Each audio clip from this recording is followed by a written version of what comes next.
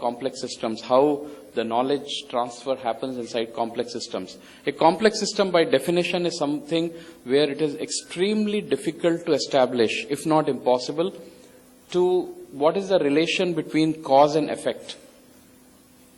There was a very famous paper written by a scientist by name Lawrence in 1960s, I think 68 if I'm not wrong. I think he was at MIT that time. And he wrote a very provocatively titled paper which the title was, "Can the flap of the wings of a butterfly in Amazon create a tornado in Texas?" Now, if you think of it, it's like the way he has looked at it, it's a small event, like the butterfly, tiny butterfly flapping the wings in Amazon rainforest. And then can it actually go on to become such a larger event that in Texas, after a few months, you see a tornado coming and hitting there? There's no way you can relate these two things. They are separated in time, they are separated in space, they are separated in the intensity of these two events, the input versus output. How will you make the sense out of it? The world was easier when we could make sense out of it in a very linear fashion. You do X, Y happens. That is the simplest way of looking at a system. But today's systems are not as simple as if X then Y. You have 10,000 other things going on and nobody has a clue what it can be. So in fact, sense making is becoming a bigger challenge for the organizations. How do I really make sense out of the whole thing there? Before the session started, some of us were chatting and we were saying, hey, look at Apple, for example. It had access. Whatever it did was nothing new actually. The same technology was available to every other player, and yet other companies chose to ignore it. What Facebook had was not the first social networking company. MySpace already had 200 million subscribers. Orkut was a big thing those days, and yet they really squandered away the advantage that they had as a first mover there. So what is it that they are not able to do? External world is changing all the time. How do you internally align yourself to that is, I think, a key point of that. Then internal execution with the external changes. The external world, let us say it changes once in a year. Then maybe once in a year, if you also internally change, maybe that's okay. But if external world is changing 10 times a year, then what are you going to do if you change only once a year? You probably need to adapt to the same kind of a cycle. And let's say the external world is changing every week or every 2 weeks or every 4 weeks. Your internal way of doing things should also probably be aligned to that. Now a question comes, and I think Amrish discussed very well that point about if I am changing even faster than that, if I am always changing there, is that even the right kind of a thing there? My point of view is that it should be at the least aligned to the external cycle of change. If the external world changes 10 times a year and internal world changes once a year, you are probably missing 9 opportunities out of 10. And you don't know which one of them is going to be the next windfall for your company. You might be missing out a lot of market window of opportunity there, right?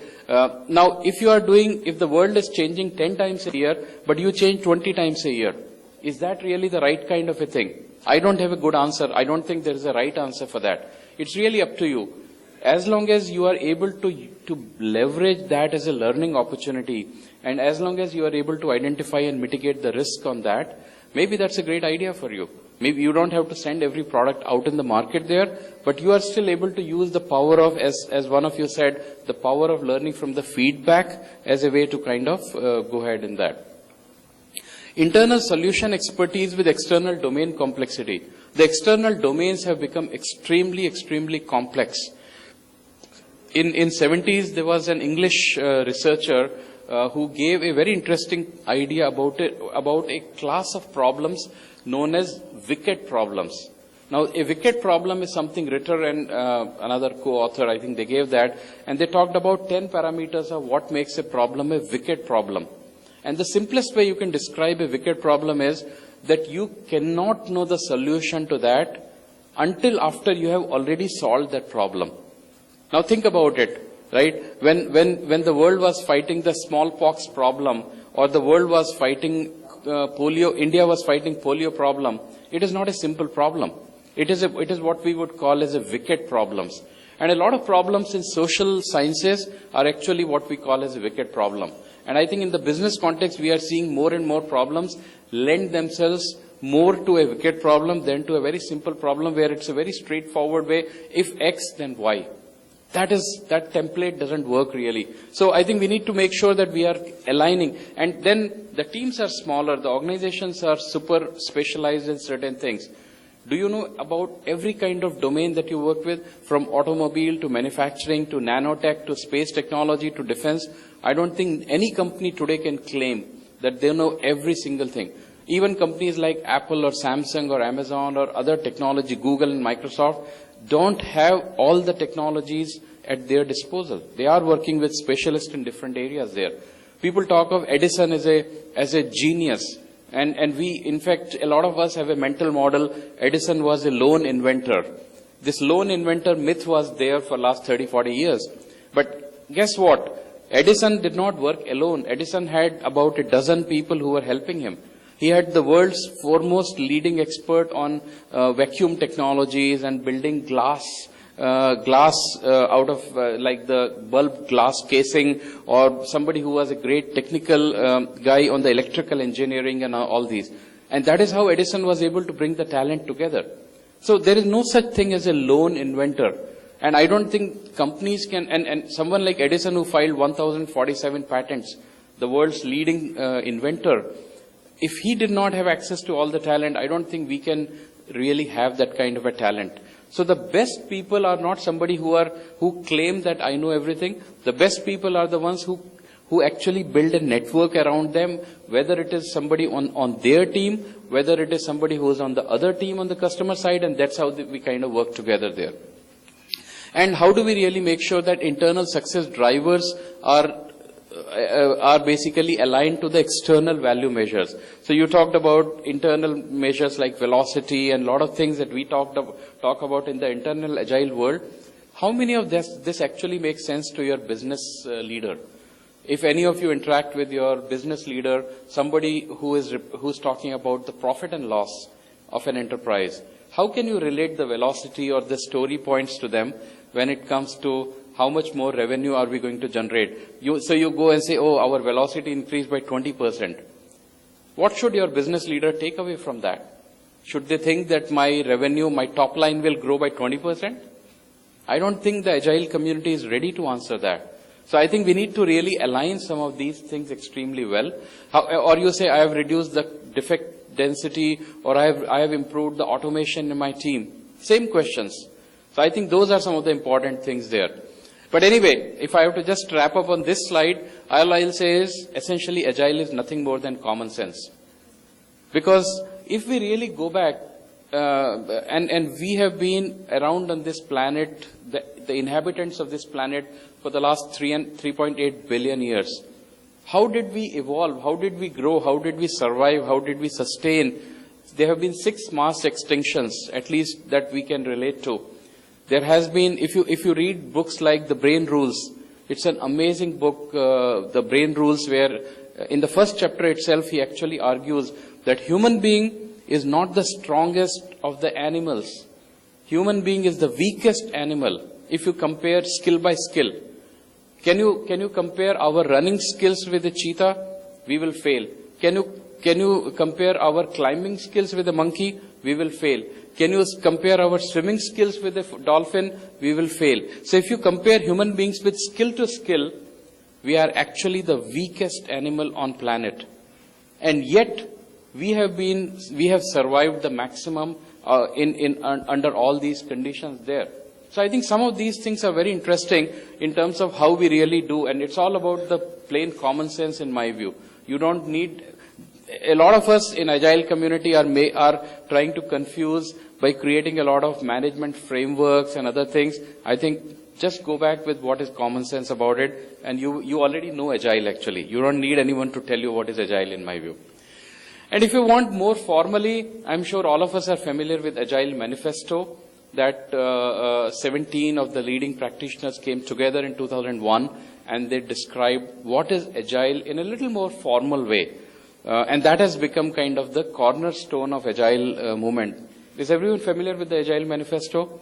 Right, so we don't have to spend time on that. But obviously, the key thing to understand is that they said, and they gave some very interesting set of paired values. I'll just spend a minute on that. They said individuals and interactions are more valued over process and tools. And I think that is one of the biggest challenges our community is facing today, because we have a plethora of tools and frameworks, and we think if I have the framework and tool, everything will get solved there. And I don't think that really works that way. One of the things that is important to understand is in software industry, as I talked about, it's a knowledge-driven, it's a discovery-driven discipline. Now, if you go to any knowledge-driven discipline, you would not be able to have a piece of paper that says accurately how to go about doing things. The knowledge, where do you think the knowledge resides in your organizations? Anyone? It's in our brains, it's in our minds, right? So the knowledge, when we say it resides with the individuals, it's essentially in our minds, because we cannot, the kind of knowledge that we are talking about is what we describe as, what we call it as tacit knowledge versus an explicit knowledge. An explicit knowledge is something that somebody says, hey, can you tell me how do I make a cup of tea? You can describe it. Now the proficiency might vary, but you can describe it because it's an explicit knowledge. Step 1, put water on the kettle. Step 2, bring it to a boil. So you have a process there. But can you say the same thing about the software development? Sometimes yes, most of the time you don't really know, because a lot of that knowledge is tacit knowledge. Now that tacit knowledge cannot be explicitly written down very well. That is the reason why it is tacit in the first place. So how are you going to communicate that knowledge? Writing it is not the most effective way. It turns out that the most effective way is the face-to-face communication, because our communication has developed over a period of hundreds of millions of years as the evolution has happened there. Our language may have appeared later, but when we talk to each other, I'm not just using the English language here. I'm using my gestures, I'm using my body language, I'm using my eye contact, I'm using my facial expressions there. You guys are, even though you're listening, you are sending messages to me which my brain subconsciously is processing there, right? So a face-to-face communication is the best way to communicate spatially information that cannot be written down very well. These people understood the nature of software development well, and they said, we value interactions and individuals over process and tools. That is the way it is. Or working software over comprehensive documentation. How many times have you seen, for example, the design document and the code being exactly same in your career? Have you ever seen that? Or any other document, for example? It doesn't work that way, right? So the best way is your working software. 30 years back, maybe there was a reason why we created a documentation. And if I have more time, I can talk about that. But today, the economics of software development is much more inclined and tilted towards writing the software as opposed to writing the documentation. So that is the way. Customer collaboration over contract negotiation. Like I said, if water and we could walk on water or develop software if only both were frozen. We have never seen that concept. Software requirements, by definition, it's a tacit knowledge again. It's a discovery-led discipline. They are evolving all the time. We are discovering them. So if they are never complete and completely known, in fact, some people even argue that software requirements are not only unknown, they are also unknowable. That means we can never know them, right? It may or may not be true, I don't know. But the point is, if anyway you don't know them, how can you write it as a contract document and say, thou shalt implement these features? It's probably not possible, right? It's a wishful thinking that it's going to happen. It doesn't happen that way. In the last 50 years, the failure record of software industry says very clearly it didn't work. So what can work? A more collaborative approach can work, where we are working with the customers every single day and we are kind of building that thing. And finally, responding to change over following a plan. I call it as operation successful, but the patient died. That is what a lot of software projects are all about. I just follow the process, I just follow the plan, irrespective and unmindful of the fact that my operating conditions have changed, my technology might have changed. If no change is coming, then I am thinking as a fool that everything is right. But for all you know, Nobody's even looking at my requirements. Nobody's even looking at my documents there. So all of these are danger signs to me. So responding to change is actually much better there, because you are more, it might take more time. There might even be some waste in that, but it is avoiding, it is like the old saying in English that we have, a stitch in time saves 9, kind of a thing. A change requirement that's coming in time, today you might be spending some time on that, but it's actually an assurance that you are going to be aligned more towards the eventual outcome or the desired outcome, as opposed to without it. So I think what these Agilists said has nothing to do with Agile, with software per se. All they said was something very commonsensical things, and I think this has been there for almost 19, 20 years now, and some very, very logical ways of doing things. So why do we need Agile? So I came here last night, yesterday actually, and today morning I was having breakfast here at the hotel, and I saw that in the breakfast area there is this guy who is actually having this mosquito racket, the mosquito zapper, right? And fly zapper kind of a thing there. And in the breakfast area, there were a few flying insects here and there. Now this guy has this electric swatter, and basically he's just smashing those flies and mosquitoes or any flying insects there before they fall into and become your breakfast. Why is he doing that? And I saw that he has this nice thing written on his shirt actually. I could not get a very, very good picture because I wanted to kind of take it when he's having his back, but it says, pests are smart, what's smarter? Right? And I think this is what to me was like a very agile way of doing things. Right? There is no way he can change the situation. The pests have their mind of their own. They are going to decide when they will attack a food, where they will attack the food, with what frequency they will attack the food. Now this guy cannot be very obvious that you are having something and he comes right in front of you and smashes something. That would be very unpalatable experience there. And if he is away from there for a long period of time, there will be a lot of insects there. So he has to maintain the right timing and he has to maintain the right distance, and he has a tool. But the tool itself doesn't make him smarter. The tool gives him the power to respond. But what is the smarter point here? It is the human being who is holding the tool, right? And that I found is a great metaphor to talk about it this morning, and saying Agile to me is exactly like that actually. Agile, just because you have a tool, it does not become that the tool is the thing. You are still the guy who is controlling that tool. Never forget that. You can have frameworks, you can have all the fancy tools there, but end of the day, it is the human judgment that is the most important thing. Agile doesn't replace that. Agile doesn't take that away there. So Agile to me is basically all about the fact that you are dealing with smart problems, and you need to really have a mechanism to adapt to those changing situations all the time. There is no script here. There is no script. There could be a general direction and a general guidance, but you basically have to solve those problems in a real-time basis, commensurate to how the external world that is going to use those services requires it, and you have some basic atomic ways of doing things, and you are basically intelligently adapting them in order to solve the problem there. Right? So to me, Agile is nothing really fancy about it. It's end of the day a way for you to solve the problems in a closed loop manner. Now that closed loop manner is actually at least 400, 500 year old. When the scientific revolution started in Europe in the 16th century, people have spoken about the whole scientific method. So whether you call it, what was the scientific method? You have an observation, you make a hypothesis, you do a testing around it. Based on the testing, you realize whether it works or not. If it works, then you kind of deepen your hypothesis. If it doesn't work, then you change your hypothesis. Today we call it as pivot in the lean startup world. But if you see, the closed loop management cycle has been around for last 400 years. We called it a scientific method. Then 100 years back in the manufacturing world, when Schuhart and Deming started, they started calling it as PDCA cycle, right? Plan, do, check and act. When the software industry came, we started in Scrum, we started bringing it like a sprint kind of a way. Now in the latest avatar of that, we are calling it as the build, measure, learn loop in the lean startup world. The basic thing is common sense.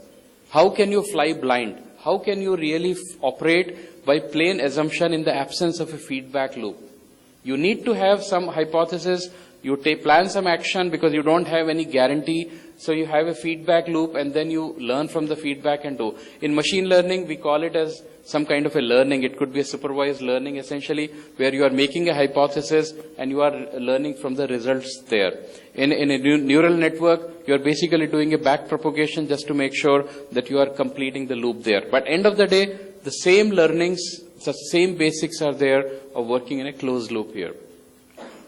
So, but seriously, on serious notes, why do we even need Agile there? If you think of it, and this is from the Agile State of Report, 13th one, which is a very good survey that happens every year. Most businesses say it improves their software delivery. They are able to manage the requirement changes better, increase the productivity, improve the alignment between IT and business, and bunch of these reasons there, right? So this is the reason why most companies, and I'm sure many of you guys would kind of agree with that. And the people report that they are getting the benefits as well. So they report that they have more requirements, alignment, for example. They have, for example, ability to manage the changing priorities. They even project, for example, the risk is reduced and so on and so forth. So these are the benefits that they are kind of getting that. And if we see, how do we really, so with that in mind, how do we really look at success of Agile projects? How can we say how do we measure them? So the companies are basically saying that measuring customer satisfaction or the value delivered or even the velocity. Now at an individual project level, it's perfectly okay to see velocity as a measure that, hey, my project is improving there, or my project even might be successful there. But does that really translate into at a business level there? If at a business level, people are looking at some other measures in terms of business value, they are looking at customer interaction, they are looking at productivity or on-time delivery and other things there. So obviously the measures kind of don't remain the same. They go to the next level, and as you get more aligned to the business level, you should see your agility is really aligned to the business.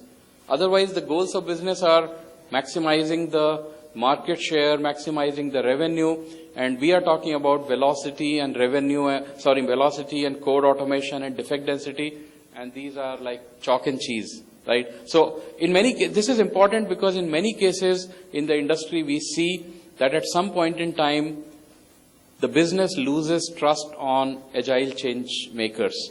And they are like, I don't know why are we even doing that. Nothing has changed for me as far as I am concerned. I am still dealing with the same problems. You guys have your own vocabulary. You guys have your own metrics, but none of that is really helping me. And I think it's important at some point in time, if any of you have a role beyond a single team, even if you have a role at a single team, you should be asking these questions and trying to understand how can I really make sure that my agile journey is aligned to the business goals. If you are not clear about it, don't wait to be answered there. Go walk up to your business leader and say, hey, I need half an hour. I need to really know your boss has set some goals for you.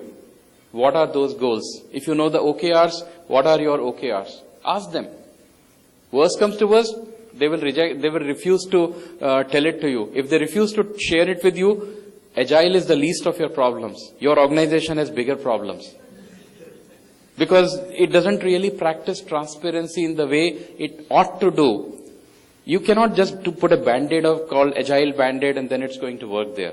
If the organization, especially the leadership, is not changing the way they are doing things, they have the old mindset, they have the same one fixed way of top-down goal setting, they don't believe in really participatory way of management there, Agile will not work anyways. So you will anyway know whether you should continue to put your 18-hour days in that or not, because if nobody is willing to share their goals, you don't even know what are you after, right? So some of those stuff there.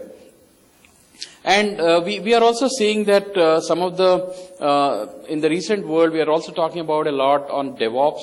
So Agile has kind of gone to the next level and saying, how do we really, given the fact that there are a lot of operational kind of businesses now, how do we really integrate the whole development and the operation cycle? So they're looking at accelerated delivery speeds and improved quality and so on there. But despite that, there are significant challenges in adopting and scaling. And I think between today and tomorrow, I was looking at the agenda. I think a lot of speakers are going to talk about a bunch of these issues there. I think these are extremely important issues. on how do you really scale up, how do you adapt those things. Organizational culture, general resistance to the change management, lack of support, lack of skills are some of the biggest call-outs there. I would really encourage all the participants between today and tomorrow to really use that opportunity to learn about it, because it is not black and white. It is not something that is so apparent that you can just do that. And trust me, whatever level of the organization you are, there are no guarantees that you can fight that alone. It needs you to really have more conversations around it, build more coalition inside and outside. And I think one of the things in Agile community is very clear, and that's the reason a bunch of us, Ashutosh is here, Ram is here, a bunch of these, we guys probably meet like 5 times a year in different cities. We all are happy to come and share our experiences, because we know that nobody knows everything. We are learning from each other. Failure patterns could be different. You learn from other organizations, and hey, how did you guys do that? What are some of the challenges? I would really encourage Kolkata folks to really kind of work on that and build some meetups and build some vibrant communities, because if you do this one-time activity and then you are dormant for next 1 year and again wake up after 1 year, I don't think people... There is this theory known as the forgetting curve, and the forgetting curve is like 150-year-old thing. And the forgetting curve says that within 20 minutes of my session, within 20 minutes of that session, 58% of whatever I have spoken, you will forget it. So that is the human nature. It has nothing, maybe you will forget more because maybe I am not a good speaker, or maybe I didn't communicate my ideas better. But you are not going to really walk away smarter from here. What you will do with that knowledge is really going to make you smarter there. That's the point, right? So Deepti will speak tomorrow. Deepti is an Agile change agent from Delhi. Deepti and I did one exercise in Delhi last year, and we again did this year in Bangalore. We called 30 people randomly from the industry, and we did a session. We didn't call it a conference, because it is not like, this model of conference is like what we call as a sage on the stage model, right? Where I'm trying to just blabber something, and you guys are saying maybe this guy makes sense or maybe this guy doesn't make sense. We said we are going to flip that model. There is nobody standing. There is no stage actually in that model. The only thing is every table does some working sessions, and every table creates some output, which is what we are going to learn from. And that was a great, interesting learning for us. And what we did, the topic was, how is the Agile transformation happening in the Indian subcontinent? What are we learning from it? And we are basically crowdsourcing the whole idea there. And what we learned from there was, there were these 4 themes that we talked about. We gave a very loose template, if you will. We said, we'll have the first topic on initiate Agile adoption. Then we have the second one on enabling the transformation. The third one on scaling, and the last one on how well do you sustain the transformation. A lot of challenges are around sustaining the transformation. In my own career, I've been in a leadership role and also as an independent Agile consultant. Most places that I went to, I found very enthusiastically, with a lot of ceremony, things got kicked off. After a year or two, when the attention was gone, the level of intensity and everything started falling down to the point that maybe in some cases it was worse than the before one actually. And people only have more harder resistance next time, because they always remind you and say, you know what happened last time? It didn't work. Why should I do it next time? Right? So as a change agent, it's very difficult for you to do. So we said, we want to learn from you. What are the things that you are learning? So this is what we learned. So we said the biggest 3 challenges we learned was in initiating Agile adoption itself, whether you use a Scrum or a Kanban or anything that at a team level. We said lack of vision, lack of business alignment, and internal resistance were 3 of the biggest bummers actually that didn't allow the adoption to kind of happen completely there. The full report, I have given the link. It's available on Agile Alliance website, so you can have a look at that. And if you're interested, you can always reach out to me or Deepti, and you can discuss with us. It's everything is pro bono community work. There's nothing confidential. There's nothing commercial in that. We are more than happy to share whatever we did. And we are more than happy, if you guys want to do it in Kolkata, you should speak to Deepti, and she'll be happy to tell you how you can do that. But I think it's a great way to bring people together and leverage their collective knowledge. The second one on enabling was, we said setting realistic expectations. What is really Agile all about? A lot of execs who don't know. See, the problem with Agile community is that a lot of people who are going to make the decisions are people who are in my age group, and a lot of us are dinosaurs. We don't know always what is really the thing. I mean, a lot of us probably we graduated 30 years back, and the technology context, if we are not learning and changing ourselves, we are probably still living with a lot of old mental models there. So I find it very commonly people say, oh, Agile means I can deliver the product faster. Right? That's the most common thing that you hear. Agile means I can deliver faster. And I'm like, okay, if Agile is faster, then why did we create another word? We could have used faster software development. Right? That would have solved the problems. It would have kept the thing simpler, and it would have solved the problem. So obviously there are more nuances to that. So what are the challenges there? How do you go and educate your upper management and the stakeholders? What is Agile really all about? What can it do for you? What can it do for me? Right? So setting those realistic expectations is an important thing. Providing the required resources is something that only the upper management might be able to do. But how do you influence the upper management? A lot of us are not trained on, a lot of us are, maybe if you are a manager, you have probably gone in a training that says managing your team members. But how many of you have gone into a training session that says managing your manager? I think it's a very important skill. Forget about Agile. If you don't know how to manage your manager, you probably will not have a long career. Make sure that you learn how to manage your manager. And I'm not saying in a negative manner. I'm saying in a very positive way. We all need to learn how do you manage the state. Your manager has, you are probably 10% of his or her KRAs. How do you make sure that you maximize your time and interaction and energy on making sure that you use their time judiciously? If you go to your manager with problems, they will say, why do I keep you? Why do I pay you at all? Your job is not to come to me with problems. Your job is to come to me with solutions. Do you even realize that? Right? So I think it's a very important thing that we don't realize that. And creating a safe learning spaces. When people are learning, they are very vulnerable. Their performance will go down before it again comes out of trough. So how do you support them as a leader? How do you support it as a team? How do you support it at a peer level? I think these are some very important things to do. When it came to scaling, it said, how do you create a shared vision there among all the stakeholders? This is what we are doing, because now we're talking about scaling it across the organization. It's not just limited to one team alone. How do you realign that organization and establish the consistency? And finally, on the sustaining part, we said evolving a culture which supports meaningful experimentation and risk-taking and working with the feedback cycle. Because working with the feedback cycle means that I am open to the idea of learning. I am open to the idea that my product, my solution, my outcome may not be 100% correct. If you are going to judge me by first time right, a lot of organizations have this mantra, right? First time right. Now, first time right is perfectly acceptable when everything is known to you. How do you operate in a world where there are so many uncertainties? If the organizational culture and the norms, they enforce only one single way of doing things, first time right, what do you think is going to happen?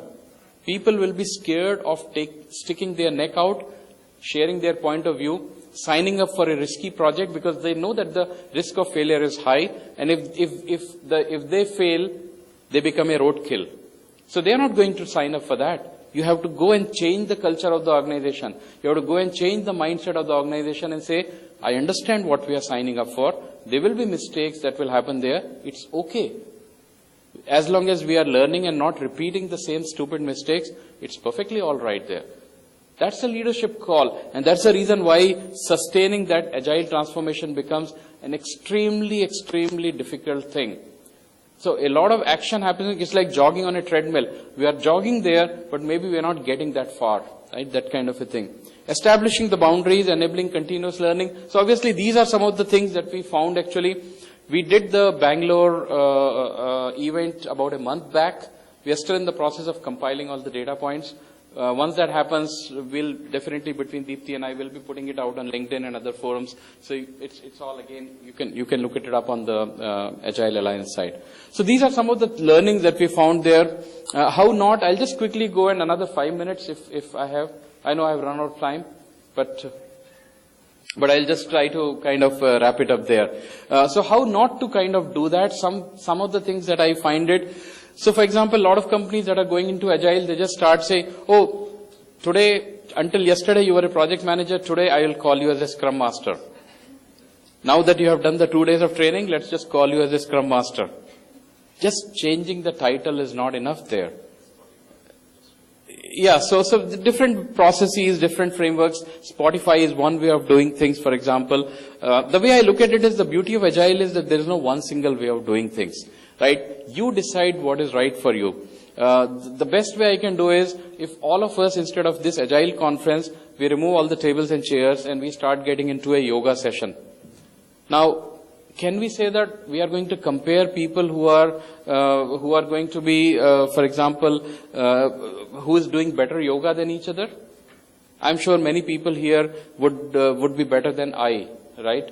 But how are you going to measure what is good or what is not so good? Well, the best way of doing it could be you have to decide against yourself if you are improving or not. We cannot compare with each other. We cannot say that you are there. So when it comes to the new titles kind of a thinking there, we have to understand that we are entering in a new way of doing things here. And the new way is not, it's simply more than what some people call as an agile lipstick. We are just saying, okay, now you are a Scrum Master, now you are a product owner.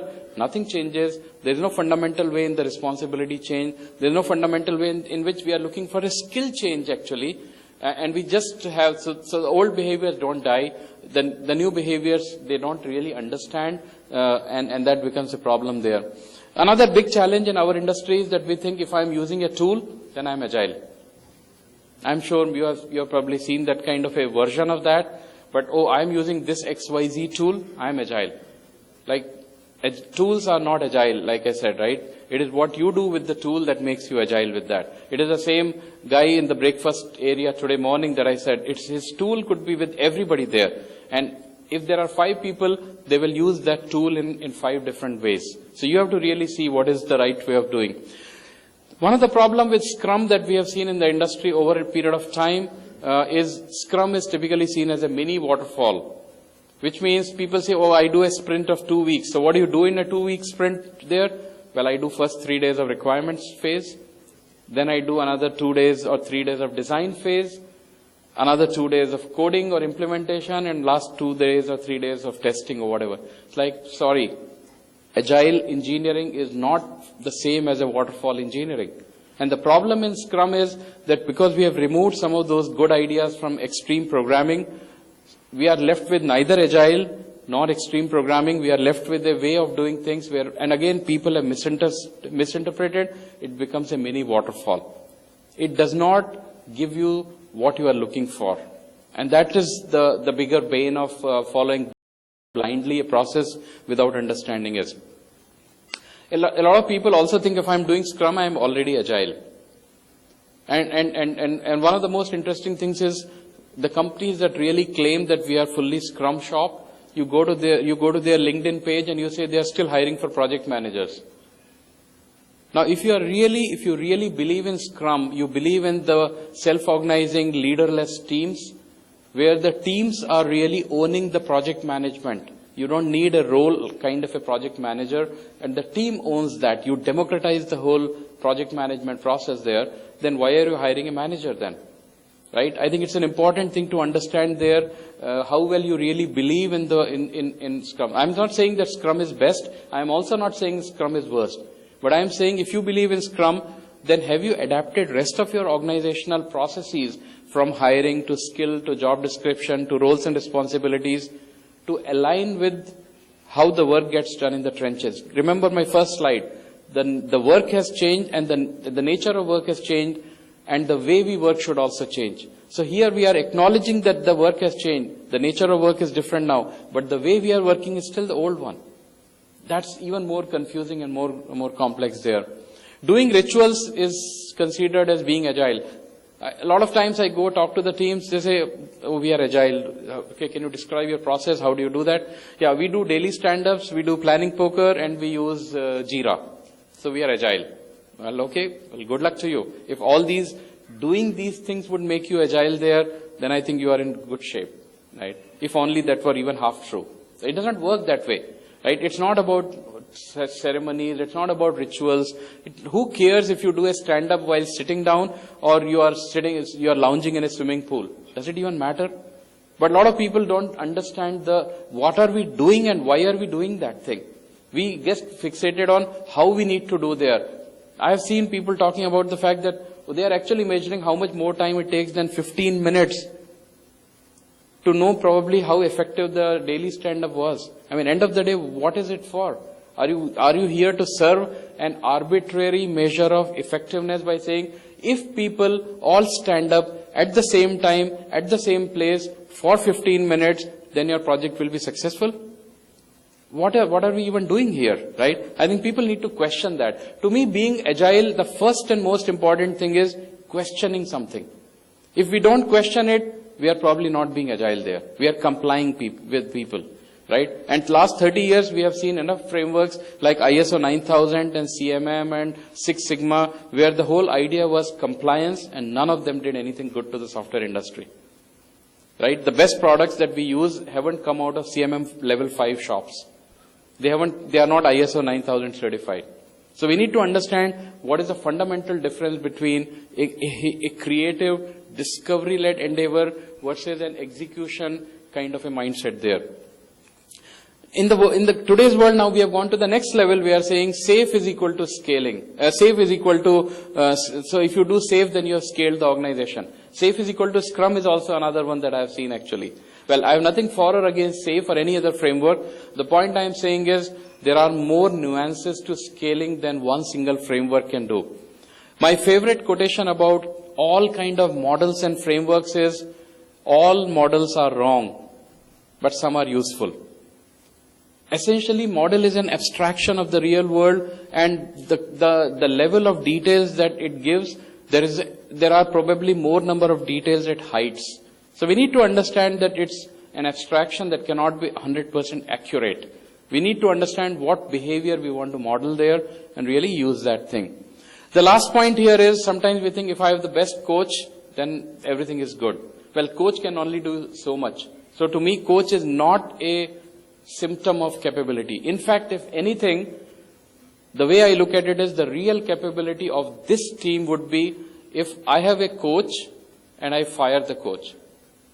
How well the team is going to be able to continue that.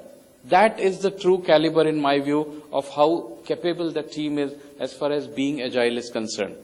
Right? As long as the coach is there, there is a scaffolding, there is somebody hand-holding the team, there is somebody who is training and teaching and telling people what to do.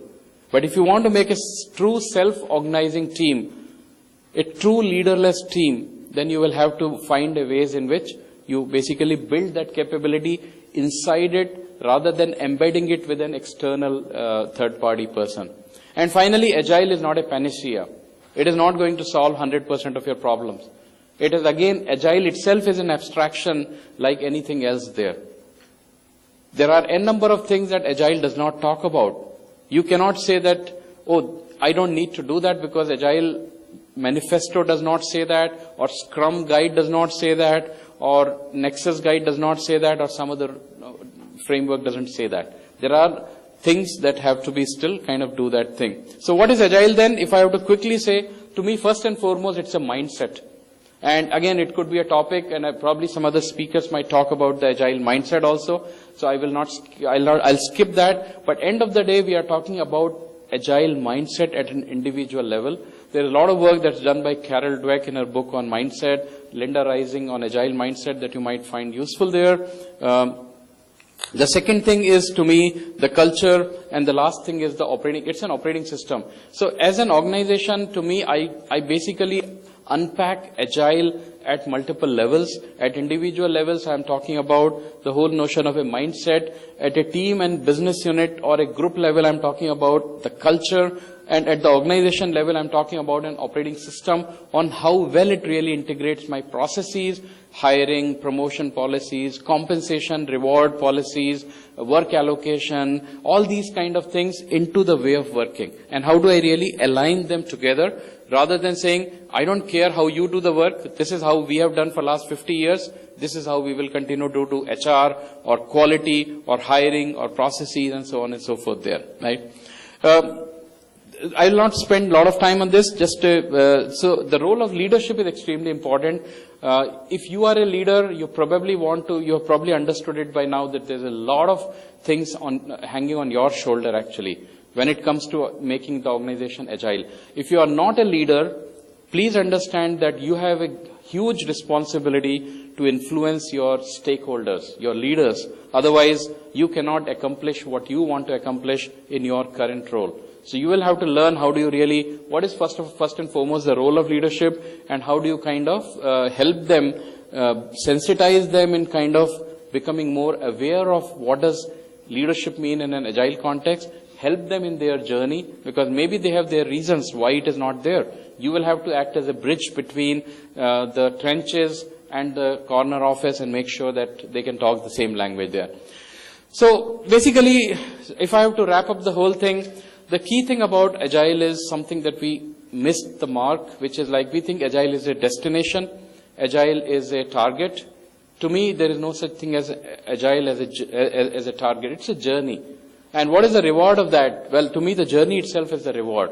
The fact that you will undertake a journey of learning, exploration, improvement, collaboration, rebuilding the whole organization all the time there, that itself is a reward there. At any level of the organization that you might be working in. Whether you are an architect who really is now, okay, I'm going to re-architecture this code 20 times a year, for example, simply because of the fact that I'm really working with a more evolutionary design, evolutionary architecture kind of an idea, or I'm saying as a business person, there is no templated way of doing things. I'm going to rewire it all the time there. So I think we need to understand that Agile is not a one and done kind of a thing there. There's no such thing as saying, we'll go Agile for next 3 months and then we are in an autopilot mode. It doesn't work that way. Agile is a way of doing things that becomes a part of everybody. And the whole idea should be that instead of embedding somebody, you might still need to embed somebody as a coach, consultant, external trainer or somebody, but then the whole idea should be that it should be kind of becoming a part of the DNA of the organization and the team and the way of solving problems. Then you are really agile, and at that point in time, there is no finish line, there is no destination.